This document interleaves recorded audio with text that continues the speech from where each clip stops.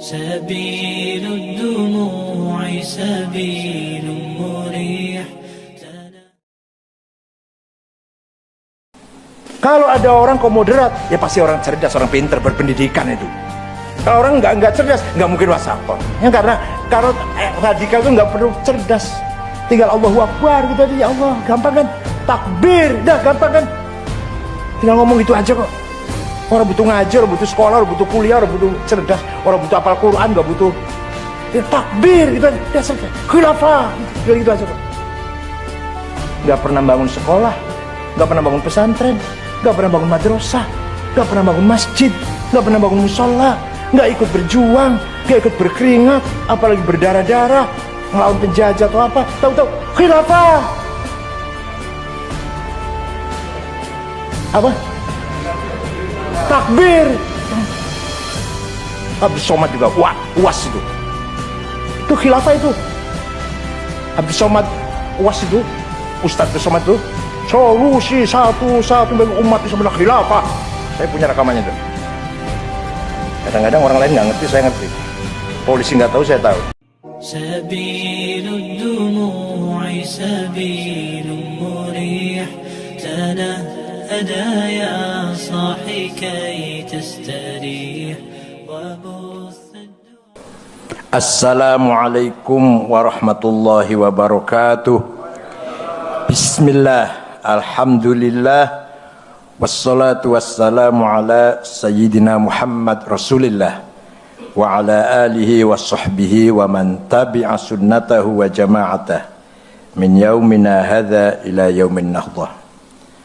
Sayyidi wa maulai hadrati syekh sahibul fadilah ar-ra'isul am ya Haji Miftahul Akhyar a'azzahullah, Wakil Ketua Umum Profesor Dr. Haji Ma'sum Mahfud, Khatib Am Kiai Haji Yahya Thaquf Khalil Bishri Mustafa, Sekjen Saudara Dr. Insinyur Hilmi Faisal Zain, tamu kita dari Telkomsel Bapak Yose Rizal, Komisaris Telkomsel, dan Bapak Tubagus Husniullah JM CSR, seluruh pengurus wilayah yang hadir dari berbagai daerah yang saya hormati.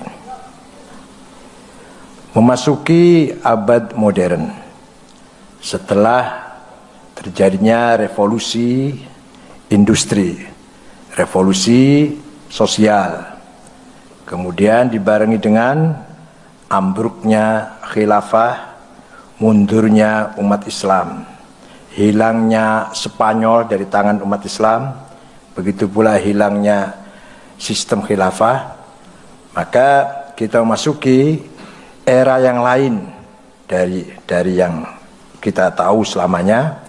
Tapi tidak boleh lari, tidak boleh putus asa. Kita hadapi Risalah Islamiyah ini, kita hadapi memasuki era apapun, walaupun ada perubahan yang dahsyat. Dimulai dengan kesepakatan Perdana Menteri Inggris dan Prancis Sykes-Picot yang memberikan hadiah Palestina kepada Israel, Yahudi, agar Yahudi yang ada di mana-mana kembali ke tanah leluhurnya, Ardul Firdaus, Ardus Salam. Padahal waktu itu Amerika, Soviet, Cina, Prancis setuju kalau Israel dikasih Uganda, tapi Perdana Menteri Balfour tidak setuju, harus kembali ke Palestina. Kemudian wilayah-wilayah Islam dijajah, dikangkangi oleh kolonial kapitalis. Kemudian konsep dari Kolonel Louis Bernard ingin membangun negara Israel Raya dari Irak sampai ke Mesir. Itu Israel mana yang pernah diinjak oleh Nabi Ibrahim, itu ingin jadi negara Israel. Diteruskan seorang ahli politik Amerika, Samuel Huntington, menulis buku namanya apa?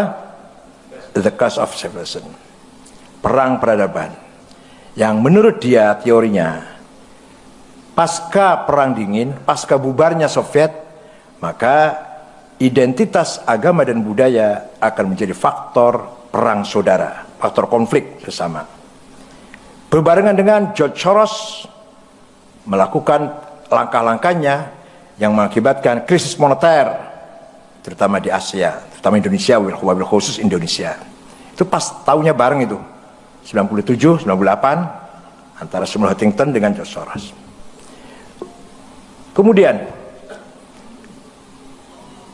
ini kalau agak luas, agak lama ngomongnya ini, singkat saja lah.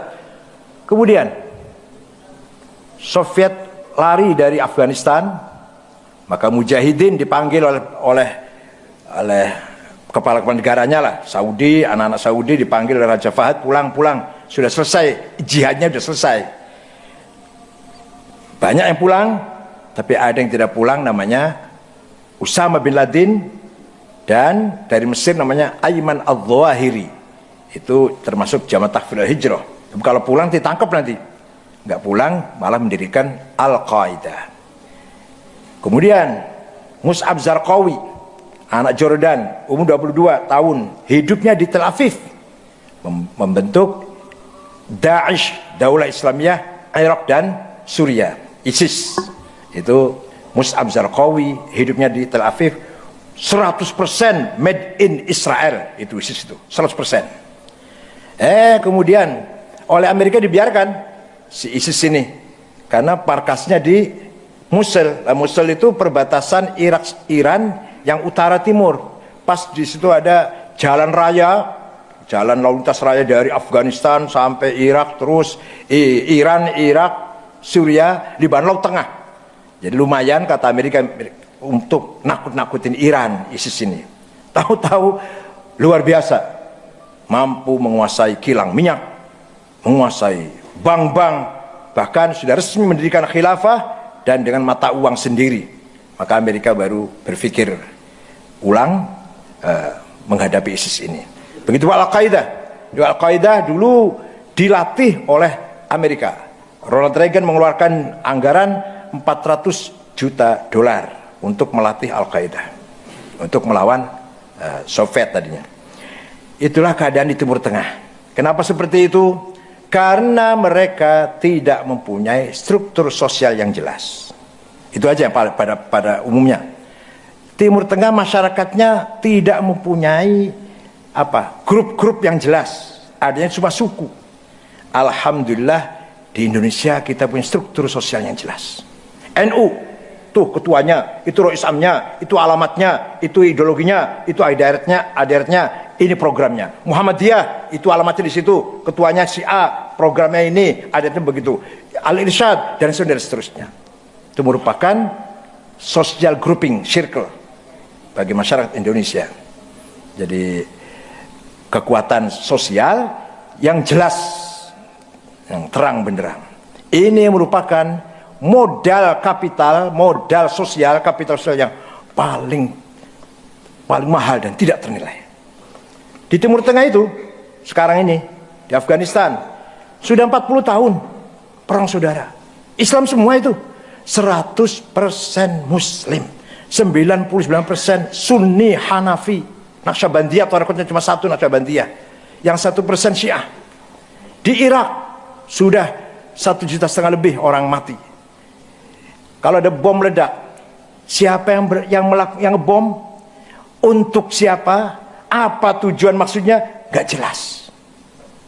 Ini lebih runyam daripada masih mendingan kalau bom meledak jelas pelakunya, jelas tujuannya, masih mending masih. Ada bom meledak di Jakarta, oh itu pelakunya, oh tujuannya ini, masih mending itu. Sekarang di Irak ini, di Suriah juga ada bom meledak. Siapa pelakunya? Apa tujuannya?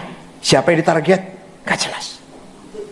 Di sana ada ISIS, ada Al-Qaeda, ada Wahabi, ada Jabhatun Nasrah, ada sosialis Ba'ath, aktivis Ba'ath masih ingin balas dendam Saddam Hussein, membela Saddam Hussein.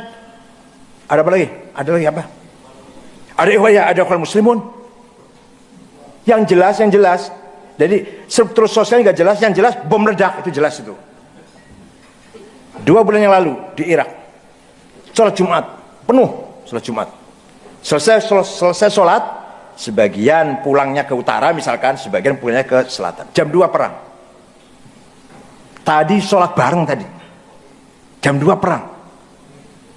Ini di Indonesia alhamdulillah masih bisa kita jaga nilai-nilai budaya kita, kesatuan-persatuan kita.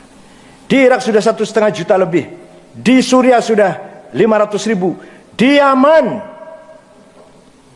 ribuan mati, anak-anak kecil, ibu-ibu kelaparan.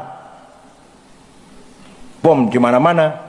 Saudi menyerang Yaman dengan alasan mau menyerang kelompok Syiah Al-Houthi yang di belakangnya dipegang oleh Iran dan seterusnya lah. Di Libya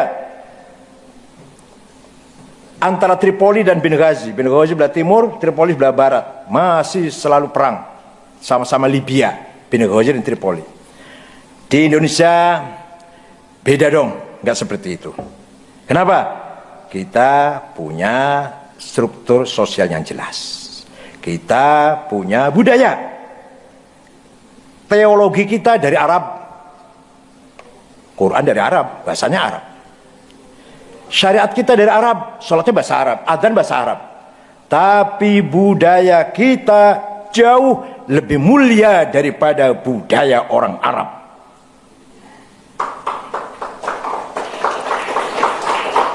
Di Arab tidak ada adik panggil kakaknya mas, kang, bang, kakak. Di kita kalau ada adik orang manggil kakaknya namanya saja jelek banget. Lagi bertengkar masih panggil mas, kurang ajar sampean mas. Lagi bertengkar, lagi marah itu, kurang ajar sampean kang. Di Arab anak muda lewat depan orang tua nggak ada permisi atau nyun sewu atau mohon maaf, nggak ada, biasa. Bahkan lewat di depan orang sholat nggak ada ragu-ragu maju mundur atau gimana. Kalau di kita sebisa mungkin jangan sampai melewati depannya orang sholat. Kalau mau lewat tuh melipir-melipir lah, jangan sampai. Terpaksa, kalau terpaksa pun aduh dengan sangat-sangat sedih lewat depan orang sholat. Bukan hanya itu, lebih dari itu lagi. Melangkai kepalanya orang sedang sujud. Ayo, yang sudah haji pernah kan semuanya? Di Indonesia ini sejahat, cari orang paling jahat. Cari orang paling jahat, Hercules lah cari itu. Berani nggak ngelangkai orang lagi sujud, kepala orang lagi sujud? Bukan karena takut banser ditempeleng, bukan. Hatinya tuh sampai hati nggak ngelangkai orang lagi sujud. Hatinya tuh loh. Bukan berarti kita takut pada polisi atau dipermasalahkan, bukan. Sejahatnya ada orang di kita tidak berani ngelangkai orang sholat. Orang sujud, kepala kita langkain. Itu kita masih punya budaya seperti itu. Oleh karena itu budaya harus kita pertahankan. Padahal budaya kita sendiri yang paling cocok dengan agama Islam. Islam dari kata salam, damai, peace. Islam dari kata salamah, man salima akhuhu min yadihi walisani. Orang Islam itu orang yang temannya selamat, terjaga dari kenakalannya lah, dari gangguannya. Coba. Atau dikata taslim, jadi Islam itu selamat dan menyelamatkan. Atau taslim, menyerah total pada Tuhan. Gak mungkin diartikan selain makna itu. Tidak ada makna selain itu. Islam, salam, damai. Islam, menyelamatkan orang lain atau menyelamatkan bersama-sama. Atau taslim, menyerah kepada Tuhan. Gak mungkin ada arti lain. Bahkan nyun sewu, mohon maaf, di Quran tidak ada ayat yang menegaskan lapal-lapal umat Islam. Nggak ada itu. Umatan Islamiyatan, nggak ada itu. Apalagi umatan Arabiyatan, nggak ada. Yang ada umatan wasaton. Kenapa nggak ada umat Islam? Karena Quran menekankan kualitas, bukan legal formal, bukan dibenderakan umat Islam itu, tapi kualitas, peran, fungsi.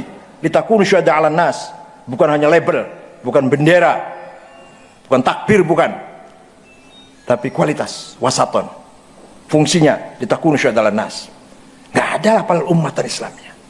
Nah, wasatiyah tadi sudah disinggung oleh Kiai Miftah. Tidak mungkin wasaton kalau tidak cerdas. Kalau ada orang kok moderat, ya pasti orang cerdas, orang pintar, berpendidikan itu. Kalau orang nggak cerdas, nggak mungkin wasaton. Ya, karena radikal itu nggak perlu cerdas. Tinggal Allahu Akbar gitu aja, ya Allah, gampang kan? Takbir, dah gampang kan? Tinggal ngomong gitu aja kok. Orang butuh ngaji, orang butuh sekolah, orang butuh kuliah, orang butuh cerdas, orang butuh hafal Quran, nggak butuh takbir gitu aja. Udah selesai. Khilafah gitu, tinggal gitu aja kok. Nggak pernah bangun sekolah, nggak pernah bangun pesantren, nggak pernah bangun madrasah, nggak pernah bangun masjid, nggak pernah bangun musola, nggak ikut berjuang, nggak ikut berkeringat, apalagi berdarah-darah ngelawan penjajah atau apa. Tahu-tahu khilafah. Apa? Takbir.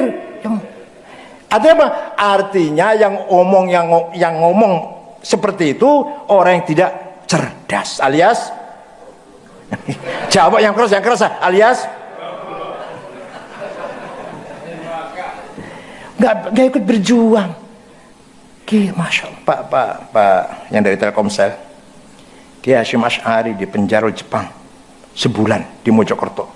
Keluar dari penjara tangan kanan yang nggak bisa jalan, nggak bisa apa, nggak bisa gerak. Ditemani oleh kiai dari Babakan Ciwaringin namanya Kang Solihin waktu itu, masih santri yang sama-sama digebuki juga di Jepang. Kang Solihinnya ini, Kiai Zain Mustafa dari Tasikmalaya dipenggal kepalanya, diancol oleh Jepang kalau nggak mau menyerahkan hasil panen. Kiai Hamid Rusdi dari Malang diberondong peluru oleh Jepang. Sudah menjadi nama jalan Hamid Rusdi, walaupun bukan pahlawan nasional, tapi di Malang sudah nama jalan Kiai Haji Hamid Rusdi. Di Lumajang, Kapten Kiai Muhammad Ilyas di Lumajang. Jadi Kiai banyak korban. Tahu-tahu khilafah, takbir. Abdul Somad juga, UAS itu khilafah itu. Abdul Somad UAS itu, Ustadz Abdul Somad itu solusi satu-satu bagi umat Islam adalah khilafah. Saya punya rekamannya itu.